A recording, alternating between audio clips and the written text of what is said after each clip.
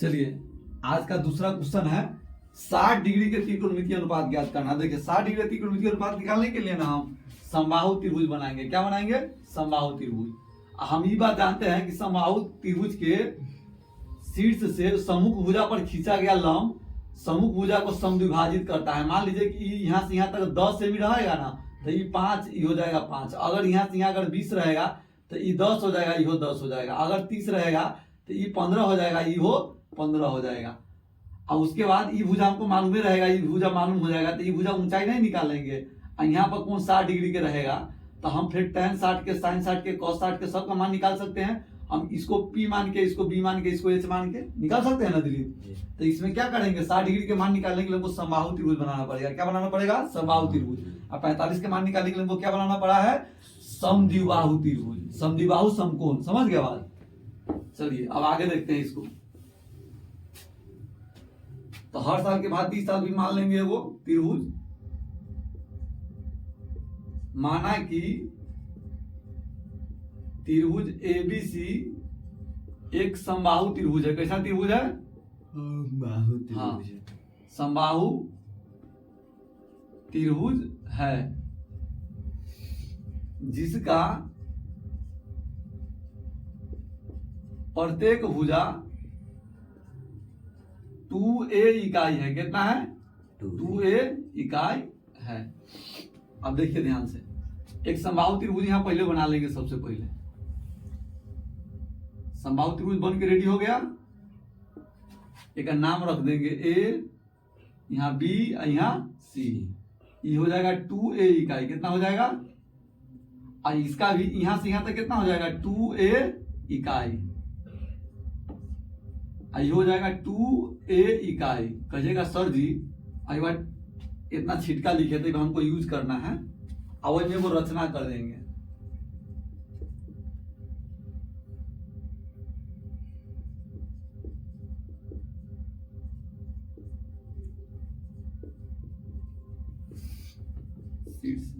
A से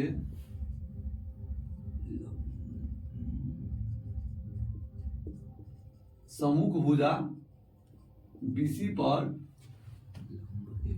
हाँ AD लंब डाला। ये रचना की है। आज पर लंब डालेंगे तो ई भुजा की लंबाई जितना उतना ही भुजा की लंबाई हो जाएगा। तो ये 2a है, बराबर भाग में कटेगा तो यहाँ a इकाई बचेगा। क्या बचेगा? और यहाँ भी क्या बचेगा? a इकाई। कितना बचेगा? a इकाई। बराबर हो जाता है। क्या होता है? बराबर हो जाता है।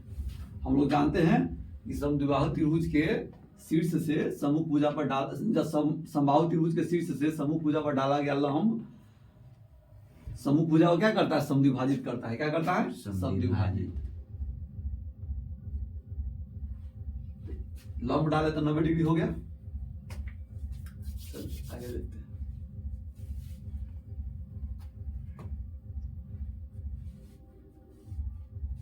अब देखिए सबसे पहले इसमें करेंगे क्या, हम कोनो एगो त्रिभुज में किताई त्रिभुज से ना तो किताई त्रिभुज से बात करेंगे। ठीक है, तो ई कौन 60 डिग्री है। क्या डिग्री है? 60 डिग्री। आयो कौन 60 डिग्री हो गया। ये 30 है, ये 30 हो जाएगा। कितना हो जाएगा? ये वाला 30 डिग्री है, ये वाला भी 30 डिग्री। बुझा गया बात? जब यो त्रिभुज बन गया तो ये 90 है, ये 60 हो जाएगा तो ये 30 ना बचेगा। ये 90 है, ये 60 रहेगा तो ये 30 ना होगा। समबाहु त्रिभुज पहले था तो ये 60 ये 60 ये 60 था कि नहीं? तो जब ये का लंब डालेंगे तो ये 60 रहेगा, ये 60 रहेगा, ये 90 रहेगा। तो मतलब यो आधा आधा हो गया कि। अब देखो ध्यान से, कोनो एगो त्रिभुज में काम करेंगे कि तो त्रिभुज में ना था आई त्रिभुज में। तो लिखते हैं समकोण त्रिभुज,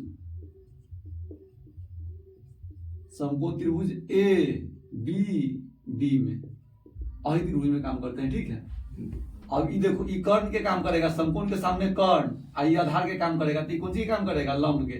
तो छोटा भुजा ना हो गया, तो छोटा भुजा की लंबाई निकालना है। AD बराबर, तो AD बराबर क्या हो जाएगा? √AB square minus BD square. एगो बड़का भुजा के स्क्वायर में से वो छोटा भुजा के स्क्वायर घटाएंगे तब ना निकलेगा। तो AB स्क्वायर मतलब 2a के होल स्क्वायर हो गया। अब BD स्क्वायर मतलब क्या के स्क्वायर? a के स्क्वायर। तो 2a के स्क्वायर कितना हो जाएगा? 4a स्क्वायर घटाओ a स्क्वायर। 4a² में से a² जाएगा तो कितना होगा 3a²। इसका वर्गमूल करेंगे तो हो जाएगा √3a इकाई। कितना आ जाएगा? ये भुजा के मान कितना आ गया? √3a इकाई। अभुजा के मान आया, क्या आया है? अभुजा के, बुझा रहा है बात? अभुजा के मान। अब देखो त्रिभुज में काम कर रहा है ना, अब वही हम मान निकालते हैं। sin 60 के पहले लिखते हैं, कौन सी के? sin 60 डिग्री के मान क्या होगा? sin 60 के मान होगा लंब अब बटा में कर्ण। ये लंब हो गया, देखो ई कोण के हिसाब से काम करेंगे तो ये आधार ना हो गया, आई वाला लंब आई वाला कर्ण। तो लंब के मान क्या होगा? लंब के मान AD और कर्ण के मान AB। तो AD के मान कितना है?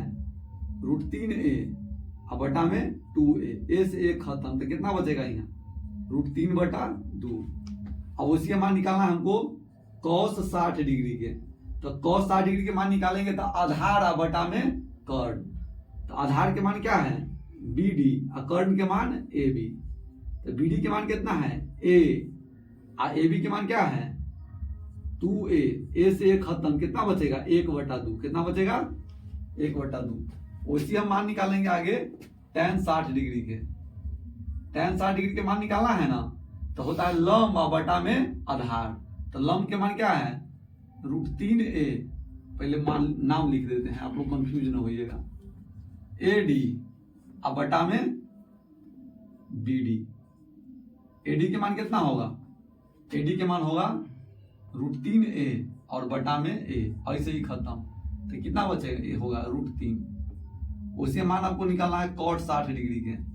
तो cot 60 डिग्री के जब ये मान निकालेंगे तो tan के उल्टा हो जाएगा, मतलब हो जाएगा आधार और बटा में लंब।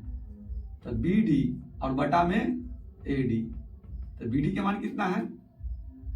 a, इसका मान है √3a। a से a खत्म, कितना होगा? 1/√3। अब मान निकालना है sec 60 डिग्री के।